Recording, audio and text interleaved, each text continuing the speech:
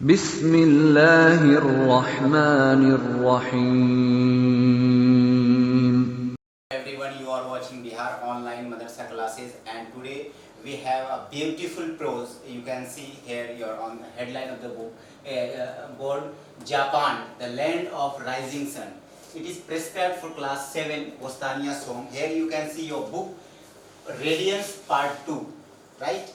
And before starting our prose, a beautiful prose about Japan, so we are going to learn some difficult words. So let's have a look.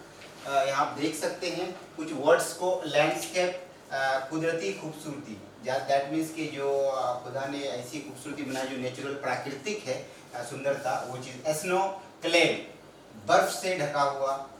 Enchant लुभाना, किसी को आकर्षित करना उसके तरफ। Similarly, एक ही तरह से, दैट मीन्स के सेम तरीका से, सेम पोजिशन से, सेम वे से। दिस वे, यह तरीका। पोलाइट, नर्म, खुश अखलाक, इस टाइप का आप यूज़ कर सकते हैं वर्ड जो आपके लेसन में है, प्रोज में है, इस टाइप का, क्योंकि डिफिकल्ट वर्ड को जानना बहुत ज़रूरी है। This is beautiful prose. So let's start. Before starting, so you can see your title page, your book radiance part 2 for class 7, and here you can see your lesson Japan. You can see the Japan title, Japan the land of rising sun. ये आज हम लोगों का Japan के बारे में जानेंगे, क्योंकि हमारे कंटिनेंट्स में, एशिया के अंदर में आता है जापान, और ये बहुत ही राइजिंग डेवलप कंट्री है। बहुत कम वक्त में बहुत कुछ इन्होंने किया है, ऐसी ऐसी चीज़ें किया। वहाँ की तहजीब है, वहाँ के लोग किस मूड के होते हैं, वहाँ के लोग किस टाइप के बिहेव करते हैं, वो कंट्री और कंट्रियों से क्यों अलग है। ये टेक्नोलॉजी के मामले में हो, किसी भी, चाहे वो ट्रांसपोर्टेशन में हो या फिर कोई भी, क्योंकि बुलेट ट्रेन वहीं की सबसे ज़्यादा ईजाद करदा समझा जाता है कि इन्वेंशन बुलेट ट्रेन काफ़ी जो 400-500 किलोमीटर भी तय कर लेता है बहुत कम टाइम में। 100 किलोमीटर को भी कई मिनट में भी जो है वो तय कर लेता है, वो इतनी स्पीड होती है उनकी। तो ये सारी जो है टेक्नोलॉजी, आज जापान बहुत ही आगे है। वर्ल्ड के जितने कंटिनेंट्स हैं दुनिया में, और सारे कंटिनेंट्स में जो जापान एशिया के अंदर आता है, ये कंट्री जो है हमारा बहुत ही डेवलप उसी से रिलेटेड है। सो डियर स्टूडेंट, स्टार्ट करते हैं। Japan the land of the rising sun. ये उगता हुआ सूरज की तरह है। ये ज़मीन जो है, ये वो ज़मीन है जिसमें जैसे सूरज जो है सबको रोशनी देती है, वैसे ये जापान एक ऐसी ज़मीन है, ऐसी जगह है, ऐसा कंट्री है जहाँ से हर चीज़ मालूम पड़ती है कि आज वहाँ क्यों न्यू टेक्नोलॉजी सबसे ज़्यादा और सबसे पहले भी होने का बहुत बड़ा वो क्रेडिट लेता है। इसलिए राइजिंग सन से है कि वो बहुत तेज़ी से ग्रोथ किया है, बहुत स्पीड में चला है ये कंट्री। और आगे आते हैं डियर स्टूडेंट, हम लोग देखते हैं कुछ वार्मर पार्ट को। वार्मर पार्ट दैट मीन्स कि हम लोग यहाँ पे कुछ आपका जो है येलो लाइन में है, तो डू यू लाइक ट्रैवलिंग, यहाँ पे उसी से रिलेटेड है कि कभी आपने ट्रैवलिंग किया है, कहीं पे घूमने फिरने कहीं पे गए हैं। अगर गए हैं ट्रैवलिंग में तो आपको जो है वो पसंद है ही नहीं ट्रैवलिंग, क्योंकि कहा जाता है सीरू फिल अर्थ कि आप ज़मीन का सैर करें, आधे नॉलेज जो है एंड हाफ नॉलेज आपके घूमने में है, आपके सैर व तफरी में है, वहाँ से भी काफ़ी ज्ञान और इल्म होता है इंसान को। आगे है name the places that you have travel to, उन नामजद कराएं उन जगहों का जहाँ पे आपने सफ़र किया, घूमा फिरा। आगे है how has travelling help you, और ट्रैवल जो है कैसे आपको मदद किया घूमने में। तो कहीं पे भी हम दिल्ली वाले इंडिया के अंदर में हम लोग दिल्ली जाते हैं, जनरली जो एक कॉमन एक मिडल है फैमिली है, लेकिन जो थोड़ा सा हाई क्वालिटी है, जिनके पास पैसे हैं, वो जापान, वो दुबई, यूएसए, कनाडा, इंडोनेशिया, ये सब देश जो है अब्रोड वगैरह घूमते रहते हैं, तो उनको ज़्यादा वो चीज़ का इल्म है कि हाँ फ्लाइट से कैसे जाते हैं, वहाँ कहाँ पे रुकना है, एकोमोडेट का क्या है, कैसे फिर वहाँ से दूसरी गाड़ी लेनी है, कहाँ पे होटल पे रहना है, स्टे करना है, इस टाइप के उनके पास। तो हर तरीके की जगहों को जो दुनिया में हिस्टोरिकल है या फिर आर्टिफिशियल है, हर जगह को देखते हुए वो अपनी एक्सपीरियंस को शेयर करते हैं। तो चलते हैं जापान के बारे में हम लोग पढ़ते हैं, जापान में है क्या चीज़। तो सुन, Japan popularly called the land of the rising sun, जो land of the rising sun के नाम से जाना जाता है जापान, ये है वो जापान जो उगता हुआ सूरज के नाम से जानते हैं। ये वो ज़मीन है जहाँ पे हर चीज़ पहले होती है और बहुत फास्ट डेवलपिंग सिटी है। Is non for its beautiful landscape, इसका जो नाम रखा गया है कुदरती खूबसूरती होने की वजह से, प्राकृतिक सुंदरता है इसके अंदर, जो खुदा ने बनाया है हमको बहुत ही खूबसूरत है। आगे है the snow clad high mountain add to its beauty, जो बर्फ से ढका हुआ है, जो हाई ऊंचा ऊंची ऊंची पहाड़ है वो बर्फ से ढका हुआ है वहाँ कहाँ, जापान में। So do the beautiful lakes and streams, और जो छोटे छोटे झरने हैं और उसके बाद लेक है, जो झील है वहाँ पाए जाते हैं। That shine like bright silver, ऐसे चमकते हैं जैसे जो सिल्वर चमकता है, जो एकदम ब्राइट करता है वो ब्राइट सिल्वर की तरह। The lovely gardens with their beautiful flowers and lovely fruit enchant the visitor, और वहाँ के जो खूबसूरती अच्छे गार्डन हैं, बागीचे हैं फूलों के, एंड ब्यूटीफुल फ्लावर्स, और जो खूबसूरत फूल है, और वहाँ जो फल है, खूबसूरत फल है, एंचेंट द विजिटर, वहाँ के जो सैर और तफरी करने वाले हैं उसको आकर्षित करता है, अपनी ओर खींचता है और वो लुभाता है, उसको अच्छा लगता है देखने में। आगे है सेकेंड पारा में, the geographical condition of Japan is such that we don't या do not find houses like ours, और जियोग्राफिक कंडीशन ये जापान का ये है, ऐसा घर जो है जो जापान में है वैसा हर जगह हम नहीं पाते हैं। वो क्या है, कैसे घर वहाँ बनते हैं, तो आगे है the Japanese do not build houses of BRICS और स्टोन, जो जापानीज है वहाँ अपने घर ब्रिक्स यानी ईंट और पत्थरों से नहीं बनाते हैं। वहाँ क्यों वो अलग होता है वहाँ के घर, तो देखते हैं किससे बनता है। The build wooden houses with walls made of strong thick paper, और वहाँ लकड़ियों के और हैवी और मजबूत लकड़ी और थिक पेपर, मोटे कागजों से उसको जो है पेंट के तरह कराया जाता है लकड़ी के ऊपर, ताकि वो घर, वो लकड़ी वैसी लकड़ी नहीं जो आम जगहों में पाया जाता है, वो लकड़ी वैसे वुड्स होते हैं उसमें कि बारिश के पानी सख्तो उस पर रहने से वो सड़ता नहीं है, कभी भी वो एकदम हमेशा स्ट्रॉन्ग रहता है, चाहे सागवान सकवे की तरह। तो वैसे ही लकड़ी से घर बनता है, उससे भी हैवी होता है। आगे है they use 3 or 4 square piece of glass which serve for windows, और 3 से 4 स्क्वायर फीट पे क्या है वो ग्लास शीशा लगाते हैं, विंडोज पेन लगाते हैं, ताकि घर की खूबसूरती आए। लकड़ी का दीवार हुआ करता है, लकड़ी की रूफ छतें हुआ करती है, और उसी में विंडोज जो है हमारे विंडोज पेन्स होते हैं, दैट मीन्स के शीशे की खिड़की और शीशे की जो गैलरी वगैरह है, बालकनी है, उस टाइप में लगाते हैं खूबसूरती को।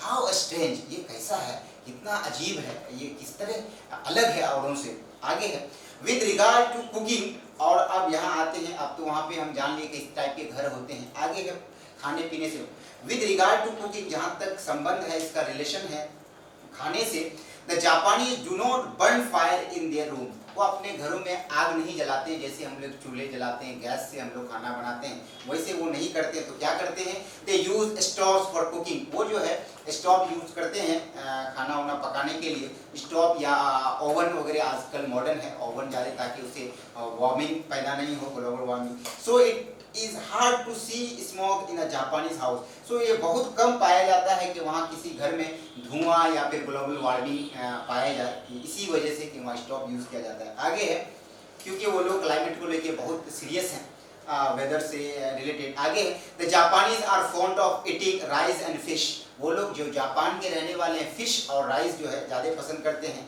खाने में। They are also very fond of tea, और चाय के भी बहुत शौकीन होते हैं। But their tea has neither milk और शुगर इन इट, और इसके चाय में ना ही मिल्क दूध होता है, ना ही शुगर यानी चीनी, तो हो सकता है ग्रीन टी हो सकता है और टी हो, तो इस टाइप के लोग चाय के भी शौकीन होते हैं। The Japanese are very fond of riding in the carriage which is light and small and drawn by a man, एक खींचता हुआ गाड़ी होता है, जो आदमी जिसको खींचता है वो लोग बहुत पसंद करते हैं राइडिंग करना, सवारी जैसे आप ड्राइव करते हैं कार, उसके राइडिंग, कोई चीज़ खींच के ले जाना, चाहे रिक्शा का नाम लिया जाता है इसमें। तो कहा जाता है कि आदमी के द्वारा ये चलाया जाता है, उन लोगों को बहुत पसंद आता है ये सारी चीज़ें करना। It is called a rickshaw, उसको क्या बोलते हैं, रक्षा बोलते हैं, कहीं रिक्शा बोलते हैं। वो जो रक्षा कूलर आप देखते हैं कि रक्षा को खींचता हुआ बहुत सारा होता है, जो बहुत कम जगहों में पाया जाता है आज के डेट में, अब तो वो पैडल के थ्रू चलाते हैं। आगे है सिमिलरली, उसी तरह they are very fond of carrying in their hands fan, और वो लोग जो है ना हाथ पंखा को हाथ में लेते हुए चलते हैं कहीं पे, मेड ऑफ स्ट्रॉ, जो स्ट्रॉ से बना हुआ रहता है, घास भूसे से बना हुआ रहता है, उसी से बने हुए पंखे को जो है ना हमेशा हाथ में रखते हैं, और हमेशा वो लोग अपने आप को जो है स्वेटिंग से बचाते हैं, पसीने से बचाते हैं और गर्मी और अपना कूल लाइफ जीना पसंद करते हैं।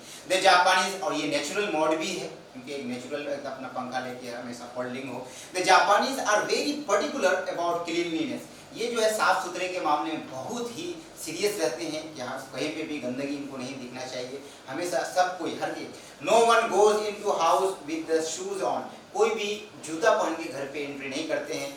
This way they prevent dust of the streets from getting into the house, ताकि वो इससे रुक जाए गंदगी को घर में दाखिल होने से। अगर आप वो लोग जूता पहन के घर में एंट्री करेंगे तो जूते में जो शूज़ में गंदगी डस्ट लगी हुई होगी वो धूला वो जो है ना गेट इनटू कर जाएगा, दैट मीन्स वो प्रवेश कर जाएगा कहाँ पे, घर में। तो वो चीज़ जूता ही नहीं, जूता को बाहर ही खोल देते हैं, जो हम लोग भी आमतौर पर करते हैं, हम इंडियन भी, लेकिन जापानी इसमें बहुत सीरियस हैं।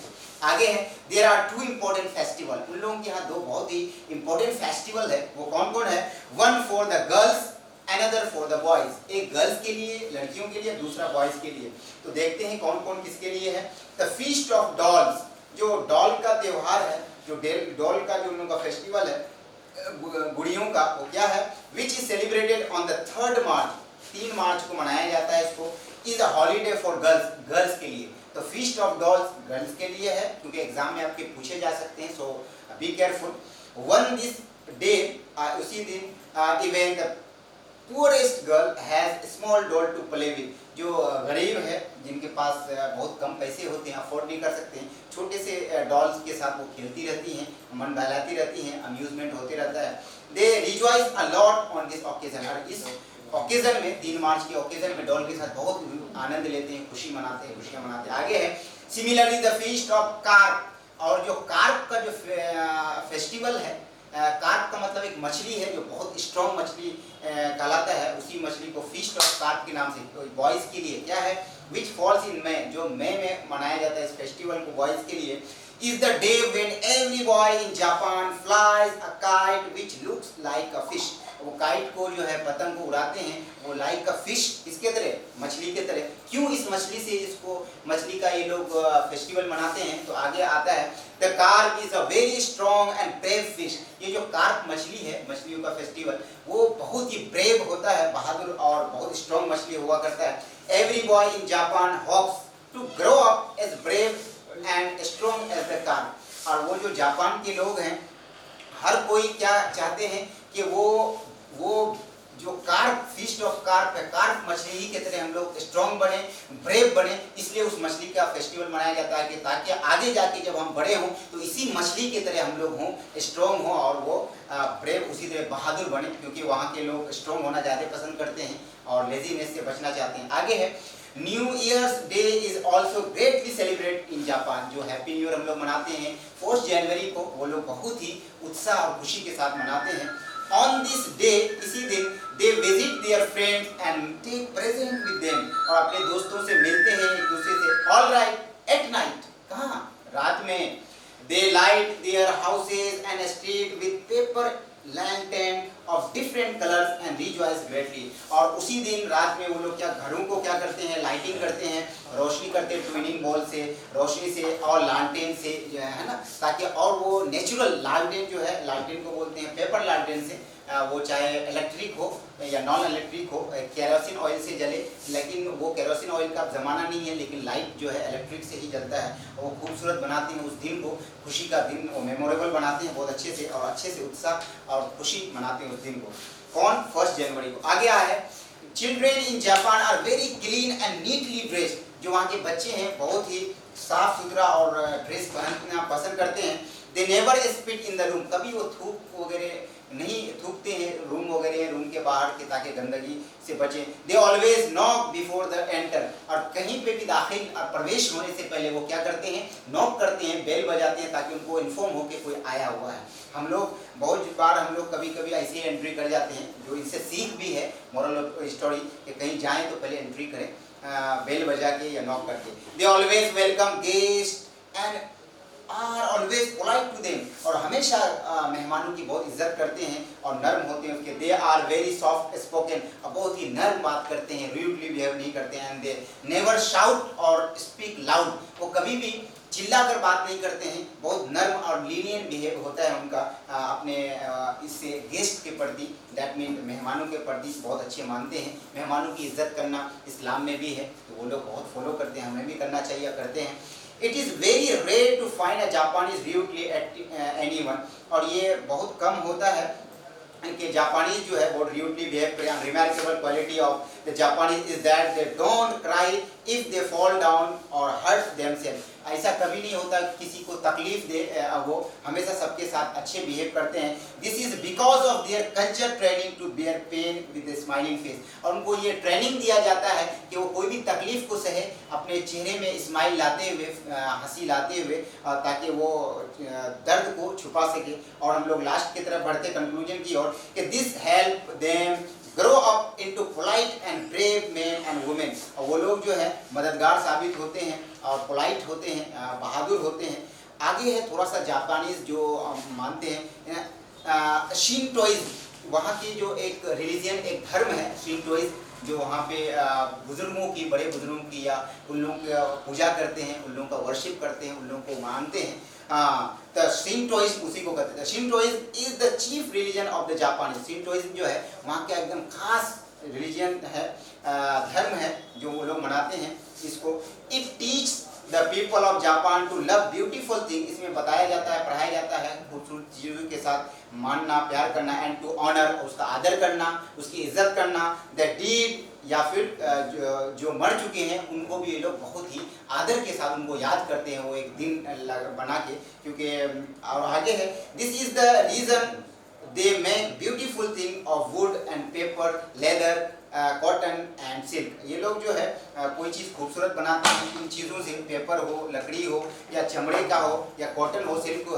There lovely goods are exported to other countries, और इस चीज़ को जो है बना के बाहर कंट्री में भेजा करते हैं। आगे है the Japanese have always been regarded as clever and hard working people, और जो जापानीज हैं हमेशा क्या करते हैं, इसके प्रति काफ़ी ईमानदार हैं, चालाक होते हैं, और हार्ड वर्क पीपल होते हैं, काफ़ी मेहनत करते हैं लोग हर काम में। दे नेवर सिट इडल, कभी बेवकूफ़पन फील ना हो, और अच्छा हमेशा सुस्तपन फील कभी नहीं करते हैं। और आगे है the most remarkable thing about them is their patriotism. They love their country and are never ever ready to die for her. और अपने कंट्री के प्रति, अपने देश के प्रति ये बहुत ही पेट्रोटिज्म होते हैं, देशभक्त साबित होते हैं। वो कभी भी अपने देश के खिलाफ नहीं जाते हैं, अपनी कंट्री को बहुत ही प्यार से मानते हैं, उसके प्रति रक्षा करते हैं। सो डियर स्टूडेंट, इसी तरह जो जापान आज हम लोगों ने राइजिंग सन के नाम से जाना जाता है, the land of rising sun, जो जापान के बारे में जाने हम लोग, इसी तरह हम लोग को अपने कंट्री से प्यार करना चाहिए, वैसे ही होना चाहिए, बड़ों का रिस्पेक्ट। सो डियर स्टूडेंट, अगर आपको इससे रिलेटेड, इस प्रोज से रिलेटेड कोई भी आपको दिक्कत हो, if you have any problem और questions, you have to do comment on the comment box. Inshallah I will try to make you understand with more clarity.